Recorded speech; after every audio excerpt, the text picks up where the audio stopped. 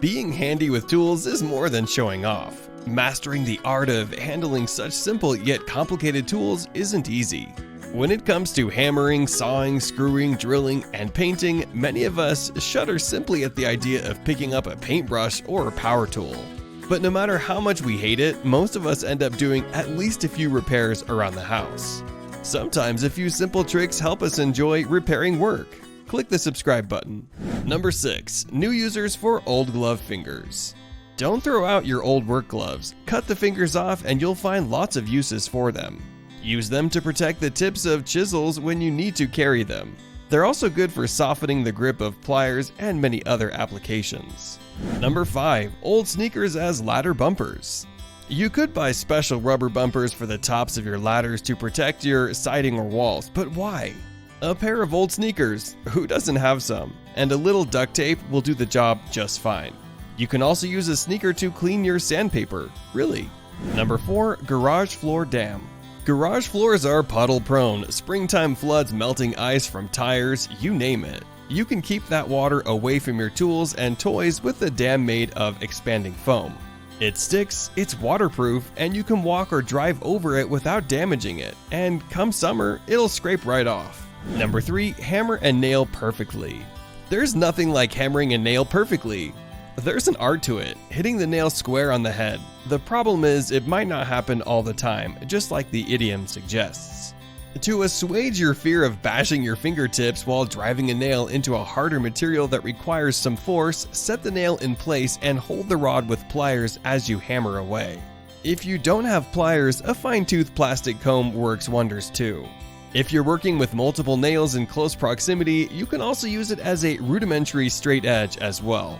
Plus, you can make sure your pompadour stays perfect. It's a win-win-win. Number 2. Use science to strip paint. People love the smell of finish and paint. It smells like victory. Anyway, there's not a lot that can truly drastically change the look of something as quick and easy as refinishing or repainting wood. If you're in possession of something wooden you can't part with or can't stand to look at but love for its form, getting it just the way you want is simple. Don't use a sander or pull your bag sanding by hand. Use science. There are chemical strippers out there that are not only safe for the environment, they work without any truly hard physical labor. And while you might think it detracts from the masculinity of what you're doing, it's simply not so.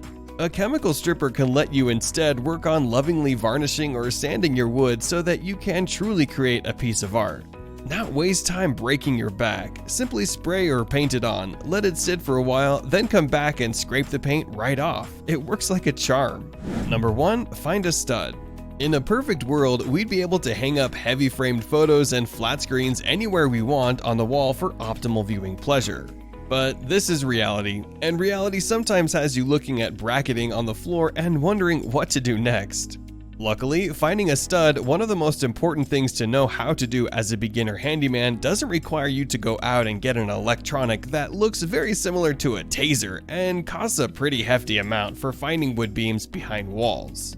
There are 2 ways to do this: an electric razor and a magnet. For the razor or clippers, turn it on and drag it flat across the wall. You should be able to hear a change in pitch.